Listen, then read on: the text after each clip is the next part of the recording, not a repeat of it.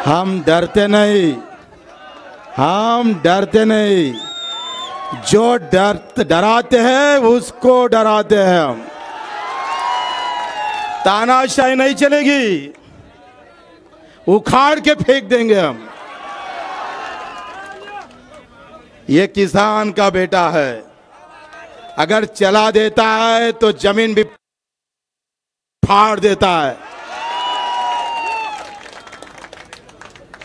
हे निवडणूक आम्ही पाहतोय का एका कार्यकर्त्याची आहे। एका कार्यकर्त्यासाठी तुम्ही एकत्र जमलात आहे। आमची काही इच्छा नव्हती लढायची, मस्त आराम करून मजा पाहायची इच्छा होती। पण निवडणूक आली तरी घडी टर्रावतच होत आहे। अरे निवडणूक मतदान झुकून मागावं लागतं राजा, थोडं नम्र व्हावं लागतं लोकांसमोर, सामान्य माणसं।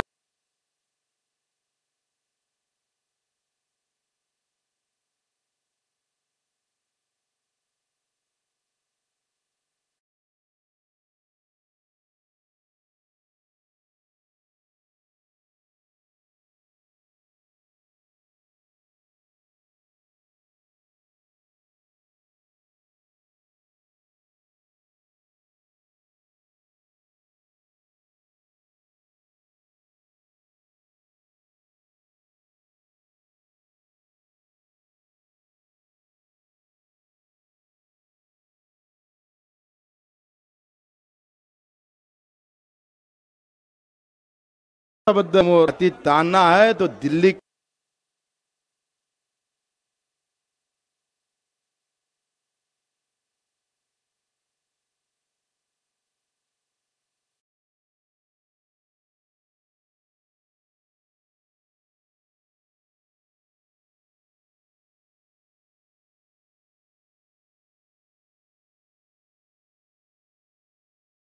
के मंत्री के पास था,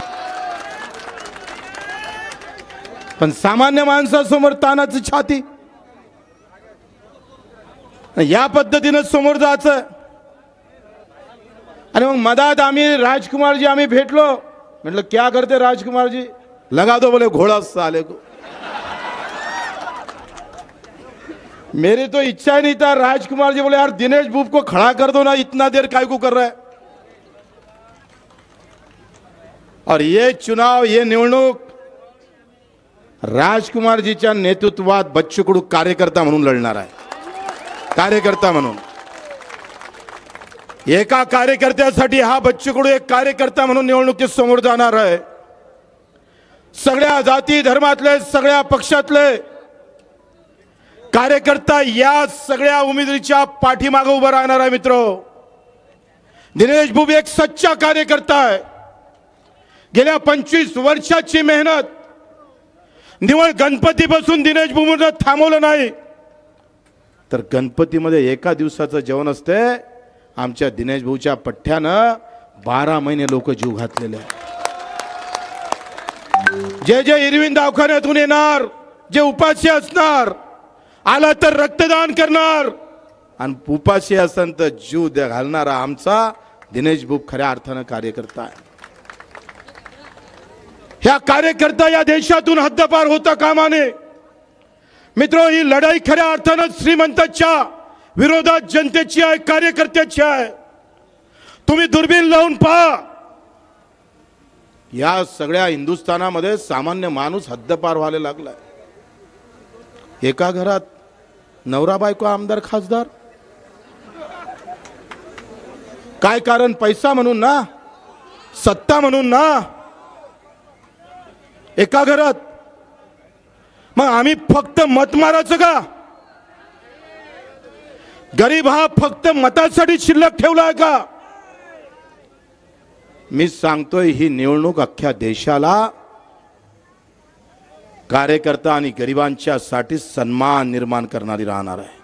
हा रिझल्ट जेव्हा येईल तेव्हा देशातले नेते पाहिल की नेतागिरी नहीं चलेगी, पैसा नहीं चलेगा। ह्या तुमच्या आमच्या सामान्य माणसाच्या अस्तित्वाची अस्मितेची निवडणूक। का अवस्था आहे अमरावती जिल्ह्याची जर आज आम्ही पाहिलं, अरे तुम्ही हळदी कुंकाचा कार्यक्रम घेताय आणि फिनले मिलचा कामगार आत्महत्या करताय. केंद्रानं बंद केलेली फिनले मिल, एक मिल बंद नाही केली केंद्रानं, 23 मिल बंद केल्या. 23 मिल, 23,000 लोक रस्त्यावर आले. 23,000. हे मत त्याच्यासाठी मारायचं आम्हाला. आम्ही त्या पियुष गोलजवळ 10 गेलो, चंद्रकांतजी पाटलासोबत गेलोय, पण पियुष गोलची मस्ती फोन उचलायला तयार नाही टेक्सटाईल मंत्र्याचं. मित्र, हा फक्त उन्हाळपणा नाही आहे, विचार. आम्ही त्या दिवशी म्हटलंय निवडणूक आली मुद्द्यावर बोला. धर्मावर जातीवर बोलणारे अनेक लांगळे दिसन तुम्हाला, पण मुद्द्यावर बोलणारी औलाद निर्माण करायची आहे गावागावात. माझ्या पोटाचा प्रश्न आहे, माझ्या बेरोजगारीचा प्रश्न आहे, माझ्या शेतकऱ्याला कमी भेटलेल्या भावाचा प्रश्न आहे. अजूनही आमचा शेतकरी संत्र्याचे झाड उपडून फेकत आहे. कुठं गेलंय केंद्र सरकार? कृषीचे सर्व निर्णय केंद्रात होते. कांद्याची निर्यात बंदी केली आणि संत्र्याचे भाव एका दिवसात गडगड गडगड पडले. एकही खासदार दिल्लीच्या तख्तावर कोणी बोलला नाही. आयात निर्यातचं धोरण आमच्या संत्रा उत्पादक शेतकऱ्याचं बेचिराग करून टाकलंय. आज मजूर मरतय. केंद्र सरकार एमआरईजेस चालवतंय. एमआरईजेस राजकुमारजीला माहित आहे 3-3 महिने पैसे भेटत नाही मजुराले. अरे आमदाराचा पगार वेळेवर होतोय, खासदाराचा पगार वेळेवर होतोय, कलेक्टरचा पगार वेळेवर होतोय आणि मजुराचा पगार 3 महिन्यानंतर. कोण बोलायला तयार आहे? पक्षाची गुलामी. फक्त बोललो तर तिकीट भेटणार नाही आणि म्हणून बच्चू कडू अपक्ष आहे. आमचा स्वातंत्र्य प्रहार आहे. याच्यासाठी आम्ही आहो की हम तुम्हारे गुलाम नहीं हो सकते, कोई नेताओं के गुलाम नहीं हो सकते, हम इनके गुलाम हो सकते, आम आदमी के. आम्ही यांचे गुलाम होऊ शकतोय आणि म्हणून विधानसभेत डर काढतो आम्ही. लाज लज्जा सगळी काढतोय आम्ही. आम्हाला भीती नाही आहे. काल एक चिठ्ठी आली, म्हणजे जास्त वाजान तर अंदर जान उखळून फेकन. म्हणजे त्या बापाले पाठवून दे. त्याला आजा गिजा कोण असन. 350 गुन्हे आहे बच्चू कडूवर, दिव्यांगासाठी आणि शेतकऱ्यासाठी 350. 4 महिने जेलात काढलाय बच्चू कडून. 115 वेळा रक्तदान केलाय बच्चू कडून. आला दुपट्टा घातला, नेता झाला नाही. कार्यकर्त्याची औलाद आहो आम्ही, नेत्याची नाही आहे. हटा सावन की घटा साले को. ही लढाई आम्ही पाहतोय तुमच्या आमच्या अस्तित्वाची अस्मितेची आहे. एकमत शेतकऱ्यासाठी मारायचं आहे, त्याची झालेली पिळवणुकीसाठी मारायची आहे. अजूनही लोकांना घर भेटलं नाही.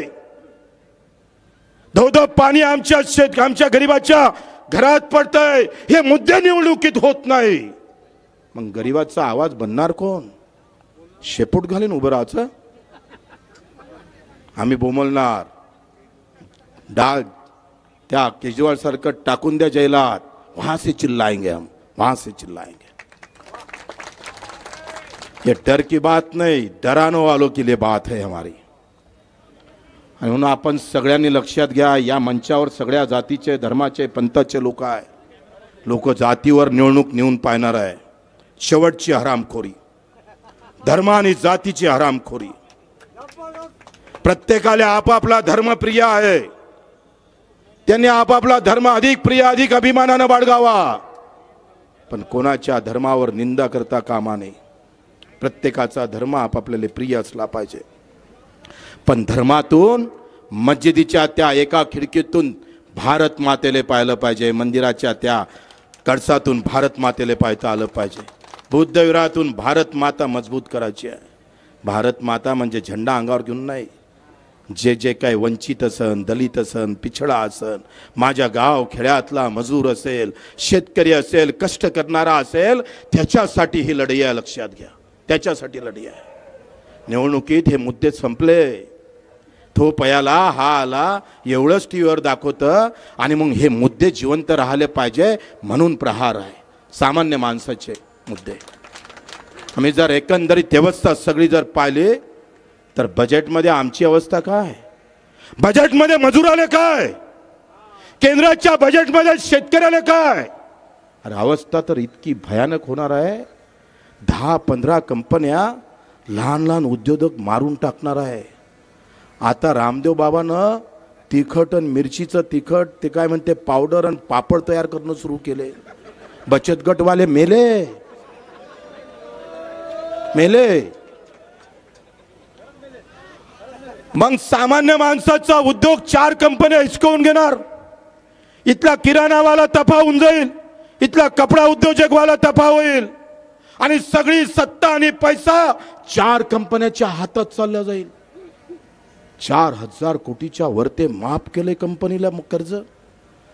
आणि आमच्या लहान लहान कर्ज फायनान्सवाले छातीवर येतं, भाऊ दे दे भैया नाही तो नीलाम करूंगा तेरा घर. काय अवस्था आहे. 75व्या वर्षामध्ये घर बांधाले, लग्न कराले, शिक्षणाची सोय कराले कर्ज काढावं लागतं, फासावर जावं लागतं. ही अवस्था आहे.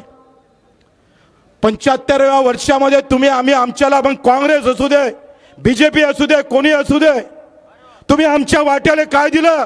अरे स्वामीनाथन आयोग काँग्रेसने स्थापित केला, मंजूर काऊन केला नाही. धमक नव्हती तुमच्यात काँग्रेस वालो. और मोदी जी मनोज भाई और बहनों अब किसान के भी अच्छे दिन आएंगे. कहाँ गए अच्छे दिन. इथं तर फाटकी साडी भेटून राहिली.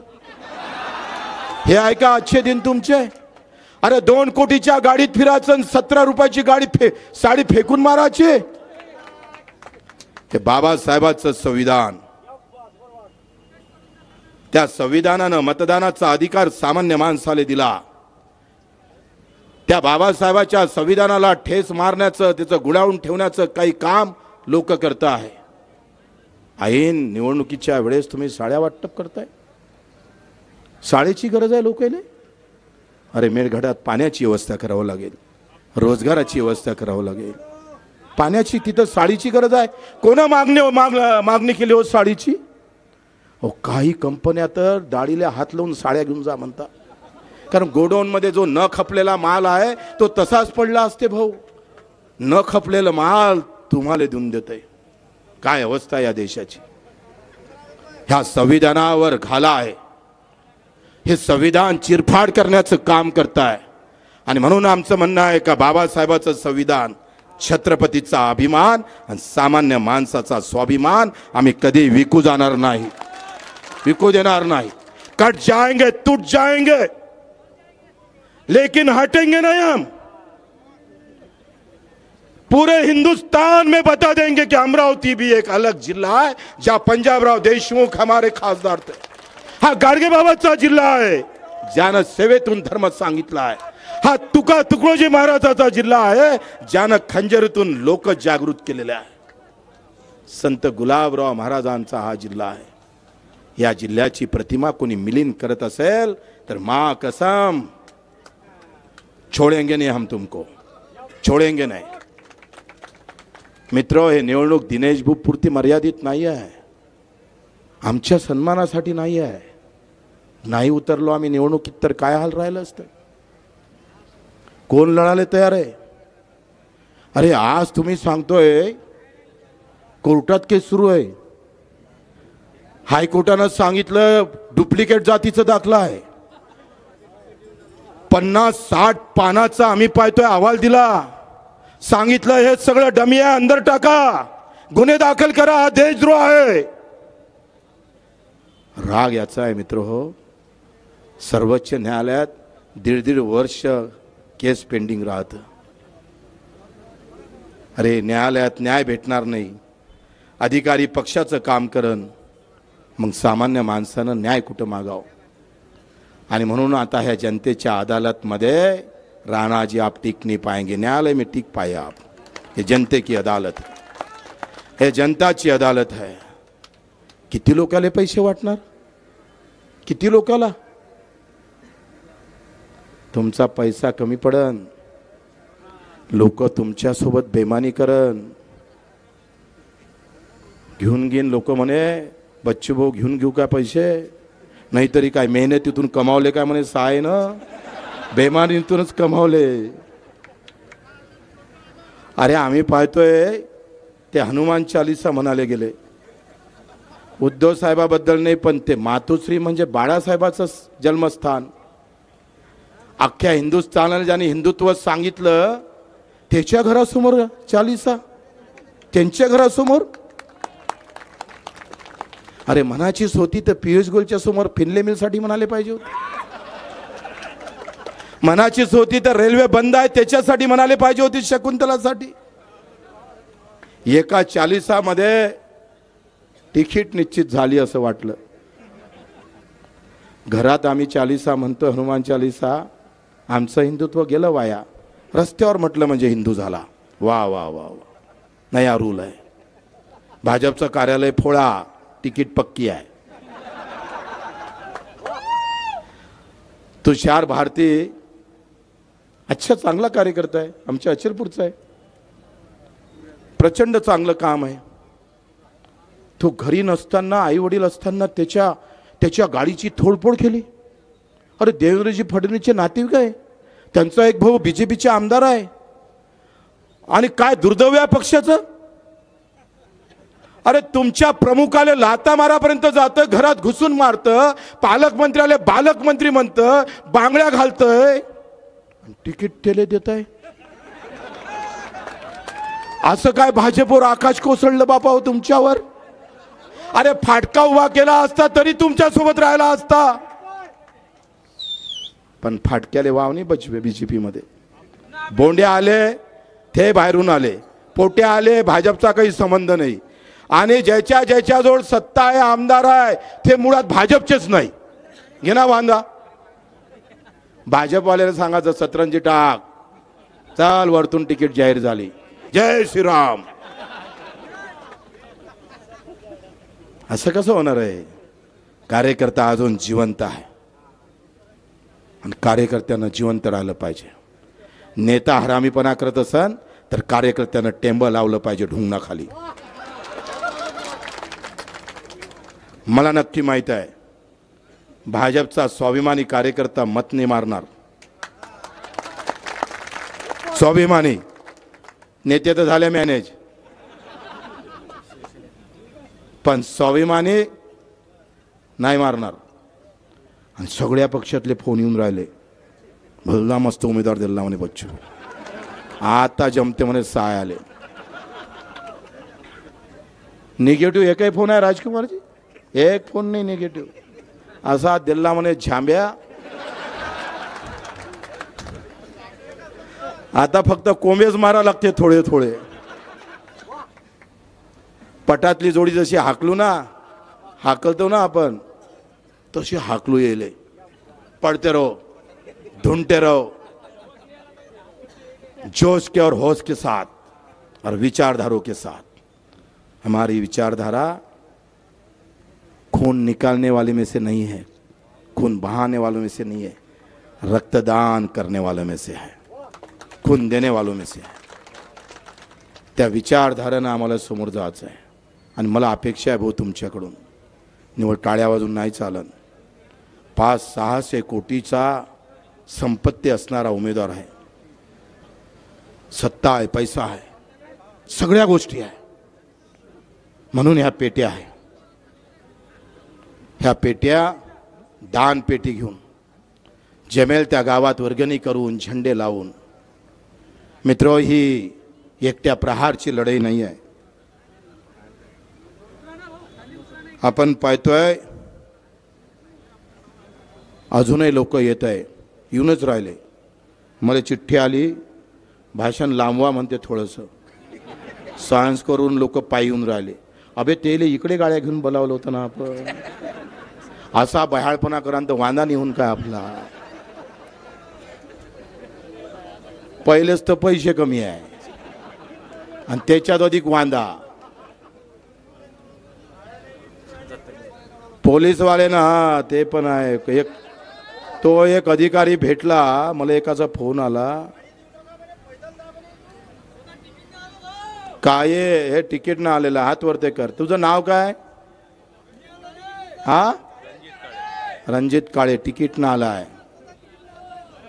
हे तिकीट ना आलेले लोक आहे. हेच तर आमचं खरं तर हीच ताकद आहे प्रहारची.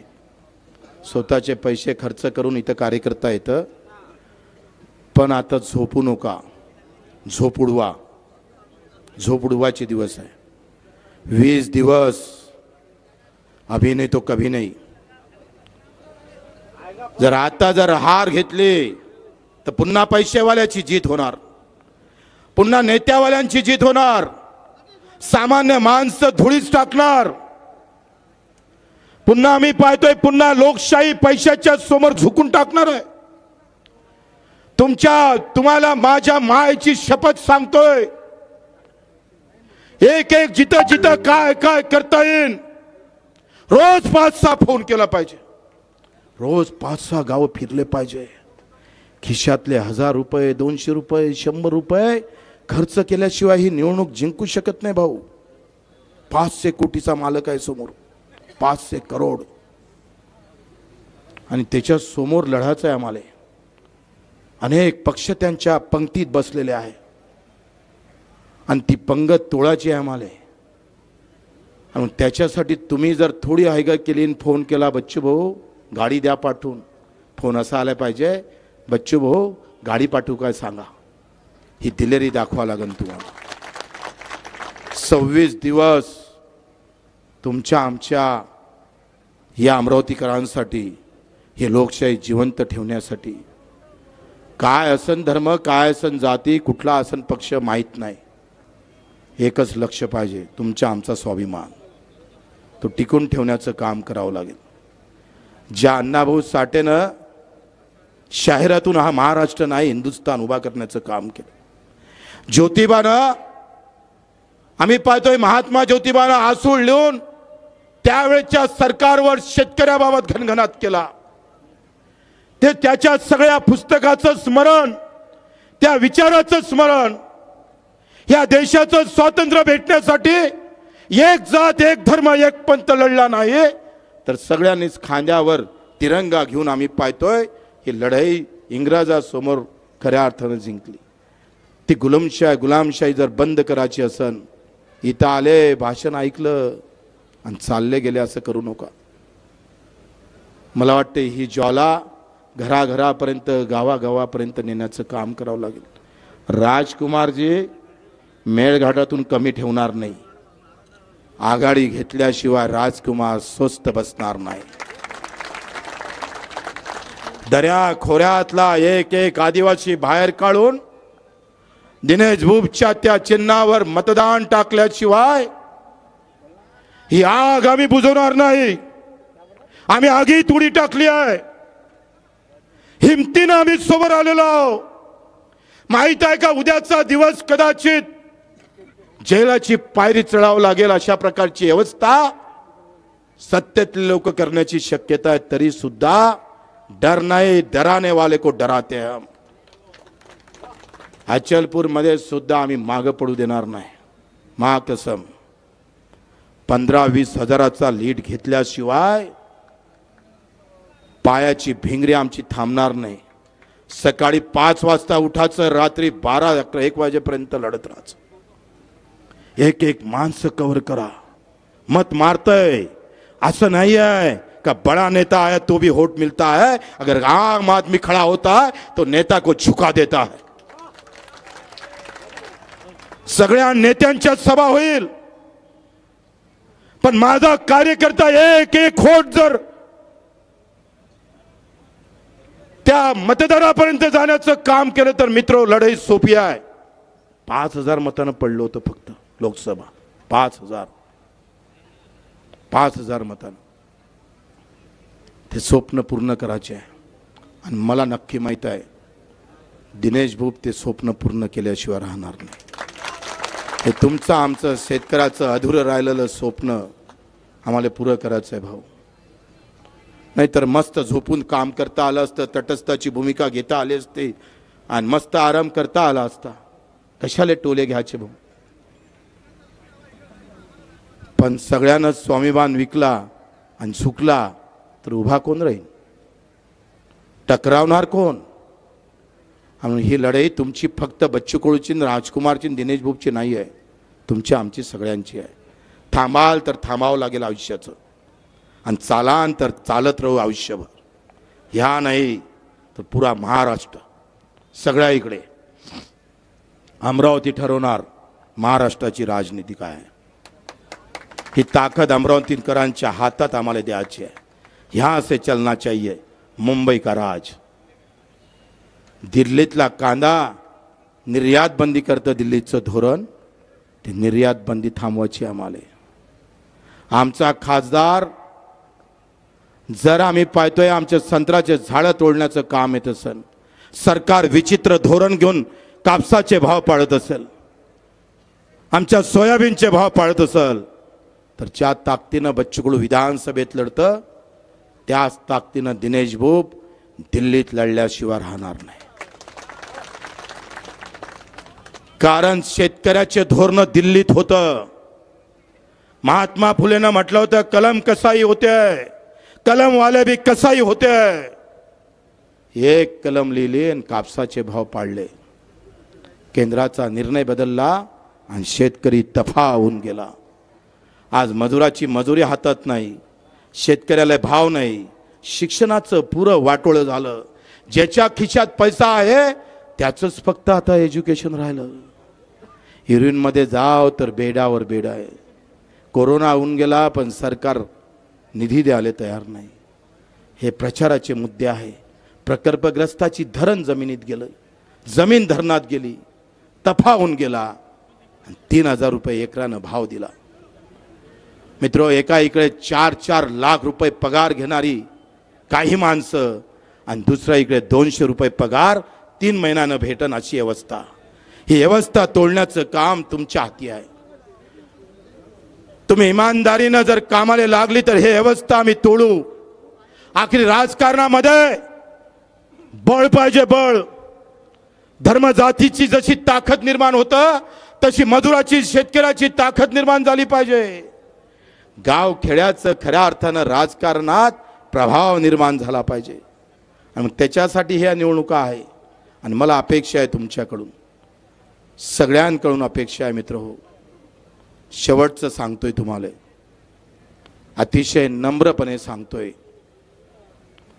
अगर हार गए तो तलवार चलेगी, फिर से अपमानित जीवन आगे आएगा. धूल के नीचे और धूल डालकर उठाया जाएगा. जीत गए तो मेरा किसान और मजदूर खुश से लहराएगा, खुशी से लहराएगा. ही हार कुठल्याही परिस्थितीत येता कामा नये. आणि मला नक्की आत्मविश्वासाने सांगतोय, एका गड्याचं डिपॉझिट जप्त केल्याशिवाय स्वस्त बसणार नाही. डिपॉझिट जप्त करू आणि त्याच्यासाठी सज्ज व्हा. जाताना गाड्या जोऱ्यानं चालवू नका. रक्त प्रचारात व्हायचं नाही, रक्तदान करायचं आहे. आणि म्हणून आपण पाहतोय का इथं अजूनही लोक आता आले वाटते ना सगळे. राजकुमारजी अजूनही चालूच आहे. आणि इथून आपण छत्रपती शिवाजी महाराजचं पूजन करू, तिथून पूज्य बाबासाहेब आंबेडकरचं पूजन करू.